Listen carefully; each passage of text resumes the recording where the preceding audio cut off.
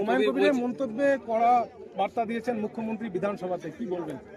আচ্ছা দেখো, এরকম আমরা বিএসপিকে দেখেছি, এরকম কংগ্রেসকে দেখেছি, বিজেপিকে দেখেছি, তারা বড় লোকদের বড় বড় পার্টি যেরকম হাতি, ছাগল, গরু, গাধা পুষে রাখে তাদের দরজা। আগে যেমন জোরদার জমিদাররা যেরকম বড় নবাবরা, রাজারা যেরকম হাতি পুষে রাখতো, মাঝে মাঝে আসলে হাতিকে সেলাম করতে হবে, এরকম অনেক টাকা পয়সা খরচা করে এরকম দল তৈরি করে এবং দল বানিয়ে রাখে।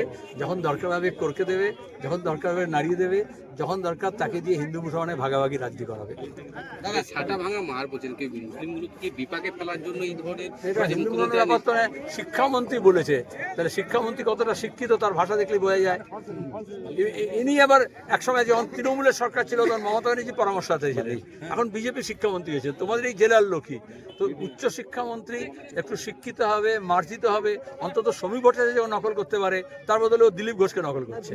ওকে পশুপালন মন্ত্রী করলে ভালো হতো। দাদা, জগন্নাথ চট্টোপাধ্যায় বলছে বীরভূমে বালির দাম কমবে, কিন্তু এখনো পর্যন্ত বালির দাম ইতিমধ্যেই ঘাটগুলোতে গিয়ে পশ্চিম বর্ধমান, বীরভূম বিভিন্ন জায়গায় পুলিশ আবার নতুন করে, লিখে নাও, পুলিশকে দিয়ে আবার নতুন করে বালি পাচার কাণ্ড করা হচ্ছে। শুধু রেটটা একটু বাড়িয়ে দিয়েছে। জমাটা আগে কালীঘাটে হতো, এখন অন্য ঘাটে হচ্ছে, বিজেপি ঘাটে হচ্ছে। কি বলবেন? আমরা রঙ্গনাথ মিশ্র কমিশনের রিপোর্ট অনুযায়ী ওবিসি এ এবং বি 17% রিজার্ভেশন করেছিলাম। এটা সুপ্রিম কোর্টের প্রাক্তন বিচারপতি, প্রধান বিচারপতি, তার কমিশন ছিল এবং এখানে ব্যাকওয়ার্ড কমিশন হিসেব করে 7 এবং 10 করে 17 এ এবং বি তারা চেক করেছিল। কিন্তু মমতা ব্যানার্জি যখন বলেছিলেন এটা ঠিক হয়নি, আমি ভালো করব, যেরকম ধোকা দিয়েছেন বিশেষত মুসলমান ওবিসি যারা আছে, নস্য শেখ আছে, শেরশাবাদী আছে, তাদেরকে তিনি ধোকা দিলেন।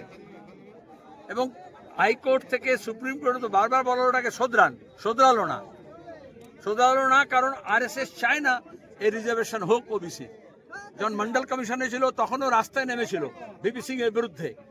আমরা জানি তারা উচ্চবর্ণের মনুবাদী, তারা কখনোই ওবিসির পক্ষে না, আর মুসলমান পিছিয়ে পড়ার জন্য তো একদমই নয়। আর সেই জন্য দাঁড়িয়ে তারা আজকে ওটাকে আইন করে, এই যে ব্যাকওয়ার্ড ক্লাস কমিশনের আইন তাকে পাল্টে এবং ওবিসি রিজার্ভেশন আইন পাল্টে তারা যে 10% ওবিসি এ ছিল সেটাকে শেষ করেছে। কিন্তু এটা এমনিতেই শেষ হয় না, কারণ এর বিরুদ্ধে কোর্টে গিয়েছিল। আমরা যখন করেছিলাম তখন কোর্টও কিন্তু এটাকে খারিজ করেনি তখনও।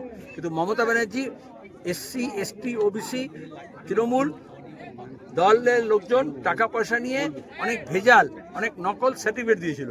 তাহলে নকল যাদের সার্টিফিকেট দিয়েছে, যারা দিয়েছে যে এসডিও, যে অফিসার, তার বিরুদ্ধে ব্যবস্থা নেওয়া উচিত। যাদের নকল সার্টিফিকেট আছে সেগুলো ফেরত নেওয়া উচিত। কিন্তু তার বদলে তুমি পুরোটাই নষ্ট করে দেবে, এটা তো হতে পারে না। ট্রাইবালদের ক্ষেত্রেও নকল সার্টিফিকেট আছে, এসসির ক্ষেত্রেও আছে, এসটির ক্ষেত্রে আছে, ওবিসির ক্ষেত্রে আছে। তাহলে জালিয়াতি সব জায়গায় হয়েছে, যেমন ঘরের ক্ষেত্রে, টাকার ক্ষেত্রে হয়েছে, যেমন 100 দিনের কাজের ক্ষেত্রে হয়েছে।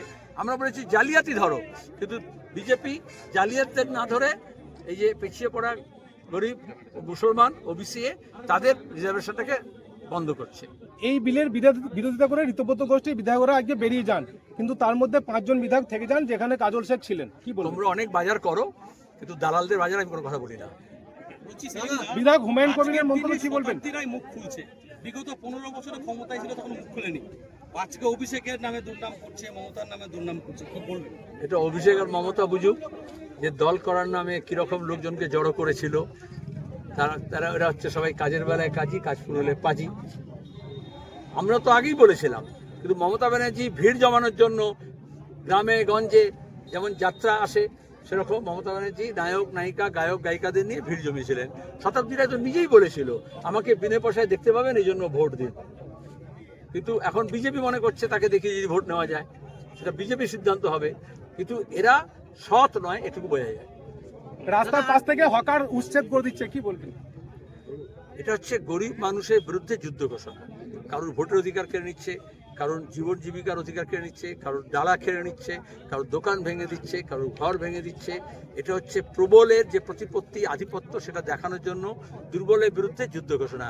এজন্য সব দুর্বল মানুষকে এক কাটতে হয়। আমরা তো লড়ছি, যেখানে যেখানে লাল ঝান্ডার যা শক্তি আছে সমস্ত শক্তি নিয়ে আমরা হেঁটে, খেটে, নেটে, কোর্টে আমরা লড়াই করছি।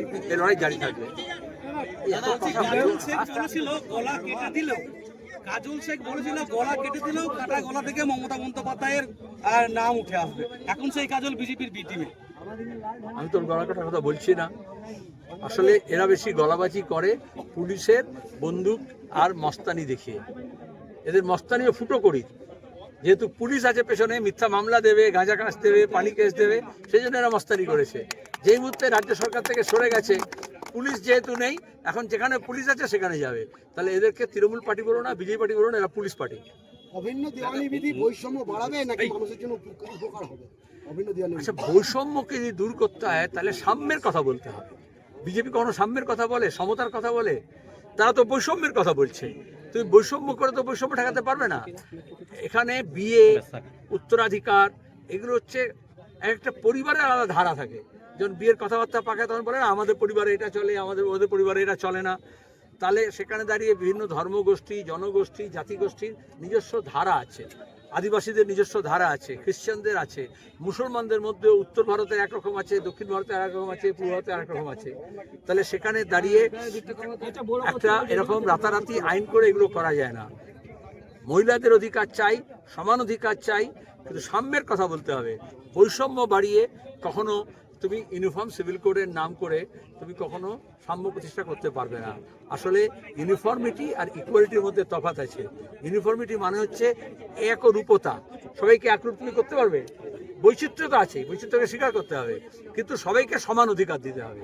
বিজেপি কখনো সমানতার কথা বলে না, সমান অধিকারের কথা বলে না।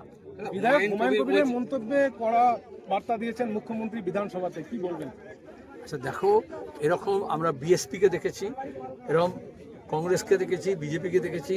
তারা বড় লোকদের বড় বড় পার্টি যেরকম হাতি, ছাগল, গরু, গাধা পুষে রাখে তাদের দরজা। আগে যেমন জোরদার জমিদাররা যেরকম, বড় নবাবরা, রাজারা যেরকম হাতি পুষে রাখতো, মাঝে মাঝে আসলে হাতিকে সেলাম করতে হবে, এরকম অনেক টাকা পয়সা খরচা করে এরকম দল তৈরি করে এবং দল বানিয়ে রাখে। যখন দরকার হবে করকে দেবে, যখন দরকার হবে নাড়িয়ে দেবে, যখন দরকার তাকে দিয়ে হিন্দু মুসলমানের ভাগাভাগি রাজনীতি করাবে। দাদা ছাটা ভাঙা মার বলছেন কি মুসলিমগুলোকে বিপাকে ফেলার জন্য এই ধরনের এটা হিন্দু মুসলমানের ব্যাপার তো নয়, শিক্ষামন্ত্রী বলেছে।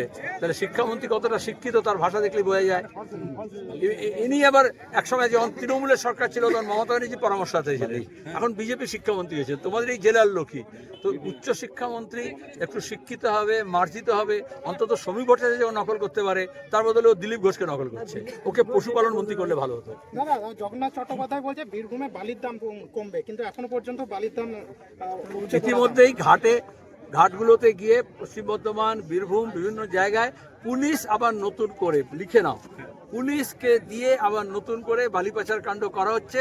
শুধু রেটটা একটু বাড়িয়ে দিয়েছে। জমাটা আগে কালীঘাটে হতো, এখন অন্য ঘাটে হচ্ছে, বিজেপি ঘাটে হচ্ছে।